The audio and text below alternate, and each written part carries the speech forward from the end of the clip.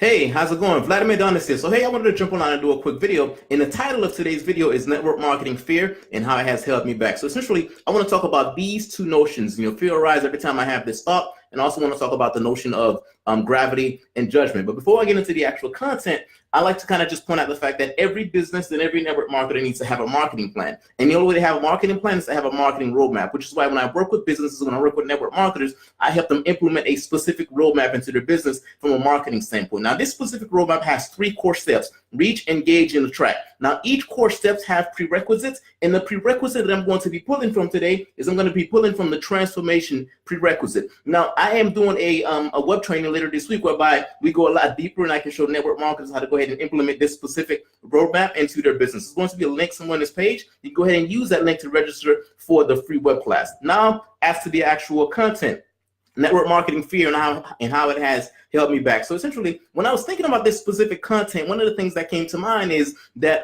at some point in time, I took over a team. So now this specific team, their responsibility was you had people that were in a specific program. And the thing that this team was responsible to do is this team was responsible to help these individuals that were inside of that program receive funding. So that's the goal. These people are in this program, and on an annual basis, we were responsible. The team that I took over, their responsibility was to go ahead and help these individuals obtain funding. So that is the responsibility. That was the responsibility of that specific team. So as I took on the team, one of the first things I did is I had a team meeting, right? That's one of the things that you do. You take over a team, you kind of just have a team meeting just to kind of just, understand the health of the team and kind of understand how you're going to, do things going forward. So I took on this specific team. I'm having a team meeting. And as I'm having a team meeting, one of the team members kind of just began to say something that was not nice about, the client. So we serve a specific clientele, and these clients are in these specific program. So this specific individual kind of just said something that was not necessarily nice about the client, about our clientele.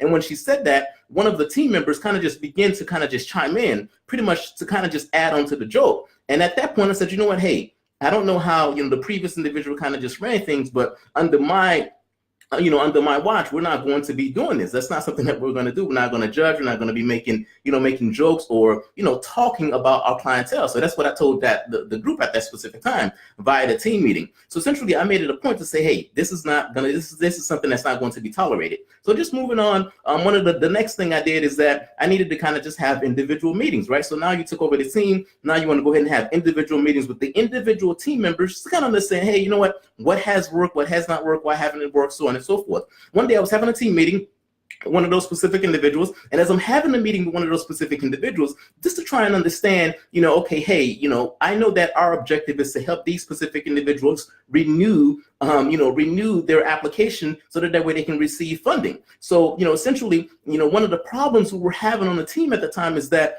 from a renewal standpoint, we were not, up to par in terms of renewal. Our renewal rate, we were renewing things very, very, very last minute. So I'm speaking to the specific individuals, and there's one individual, and we're going through her stats. We're trying to understand, what's going on. I'm trying to understand what's going on. And one of the things that this individual mentioned is that, hey, you know what, as it relates to trying to get this renewal, trying to get these individuals renew their application, they're all last minute. They wait the last minute. They wait a couple of days before it's time for renewal. That is when they come in from a renewal standpoint. So essentially, this specific individual was saying that, from a renewal standpoint, that was one of the biggest things. It took a very long time for people to respond so that we can go ahead and renew it. Obviously, because of that, because this individual had made this specific judgment, right, her efforts were not as she wasn't making as much of an effort as she could have, to be honest with you, because she said, so you know what, by nature, these individuals are not going to respond timely anyway. So, I might as well not necessarily make the effort. So that was the mindset. So essentially, this individual was making this specific judgment, and that judgment was costing us, from a team performance standpoint. And then it was also costing us overwhelm, because what happens is that if this individual had, 30, 40, 50 people assigned to her for renewal, when it came time for renewal, she was pretty much having a whole lot of people at the very last minute come through from a renewal process. So obviously that was not a good thing, and that was not a very productive thing. However, for whatever reason, after we had that conversation, the word judgment just kept playing in my mind. I'm thinking to myself, okay, we had this conversation, but why does the word judgment keep playing in my mind? And the reason, and I said, you know what, here's why the word judgment is playing in my mind. The reason why the word judgment was playing in my mind is because there's a direct correlation between fear and judgment. Okay, so you may be asking, okay, what do you mean, Vladimir? How is there a correlation between fear and judgment? So essentially, the reason why I'm going to give you some of my specific examples and why there's a correlation between fear and judgment. The reason why there's a correlation between fear and judgment, when I think about some of the things that I have done or have not done, it's because of fear. So if I think about my first business venture, so my first business venture, at the time when I started my business venture, from a career standpoint, I was having a lot of success from a career standpoint. I would say that I had a successful career. However, here's this whole business venture that I'm about to take on. Right? If I do not succeed, if I do not succeed, what's going to happen? What are some of the worst case scenarios? Judgment. So for me, my kids are going to judge me. My colleagues are going to judge me. People are going to judge me. So from a hesitation standpoint, I was hesitant to kind of just take that next step because of judgment. The other place that it shows up is that I remember one of the biggest business lessons, one of the biggest marketing lessons I learned along the way is I learned something from a search engine optimization standpoint. Now, to learn this specific thing, I had spent about $12,000 because I had paid other individuals to do it, and these individuals did not necessarily give me the success that I needed. And essentially, when I learned that, I said, you know what? Other people need to learn this specific thing. I should go and teach this thing. Guess what? I held back on providing that information to individuals because of fear. So fear of what? Fear of judgment. Because if I go ahead and convey this information to other individuals, they're going to judge me. I may not necessarily do it correctly, so on and so forth. Okay, so then where does fear show up? Fear shows up every time I'm about to do one of these lives, to be honest with you, because I go on, before I do this live, I quote unquote record some of the things that I'm going to say out of fear of judgment. Because I said, what if I jump on this specific live and I mumble and I stumble and I forget what I'm going to say, so on and so forth? Why is that even a big deal? The reason why it's a big deal is because of judgment. Fear of judgment. People are going to judge me. People are going to say, hey, you know what? He's not doing a good job, so on and so forth. So essentially, fear pretty much arises every time, I think about the word judgment. And there's a direct correlation between, fear and judgment. A lot of people just don't take action because they fear that they're going to be judged. So my next thing that I want to talk about is I want to talk about the notion of gravity and judgment. So judgment, to me, when I think about judgment, I think about gravity. And what does gravity have to do with judgment? The thing that gravity have to do with judgment is that gravity is going to happen regardless. So see this Haitian coconut bread right here. If I let this coconut bread go, there's only one thing that's going to happen is gravity, right? It's going to fall. There's nothing that I can do about that. Now, if I grab this piece of eraser, if I let this piece of eraser go, the same thing is going to happen. It's going to fall. So gravity is going to happen regardless.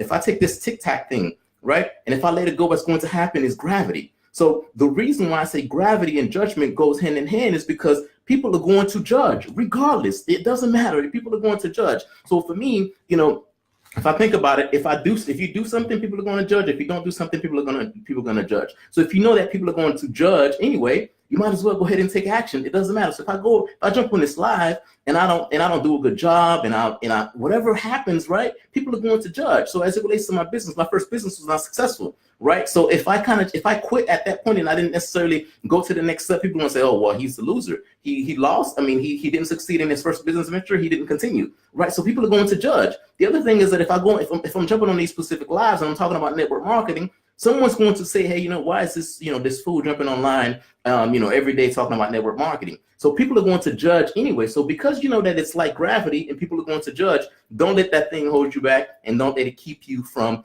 doing whatever it is that you need to do, right? So my guess is that there's something that you need to do and you are afraid. And the reason why you're afraid is because of judgment. Don't let it stand in your way. One of the things that I'm doing later this week is that I'm hosting a free web class. Now, the web class has two goals. It's specific to network marketing. Goal number one is going to show you how to generate a lead online. And then goal number two is going to show you how to take that lead and turn the lead into a customer. There's going to be a link somewhere on this page, and the link is going to allow you to register for the free web class. The other thing that I'm doing is that if you're not in network marketing, but you are a business owner and you need marketing help, is that I can become your marketing guy. And if we decide that I'm the right fit, I'm going to take this specific roadmap and implement it into your business just to make sure that from a marketing standpoint, everything is specific and everything is airtight. There's going to be a separate link somewhere on this page, and the link is going to allow you to go ahead and request additional information about my marketing services, at which point I will go ahead and send you the details. Hey, that is my time. Thanks for listening. I'll talk to you next time.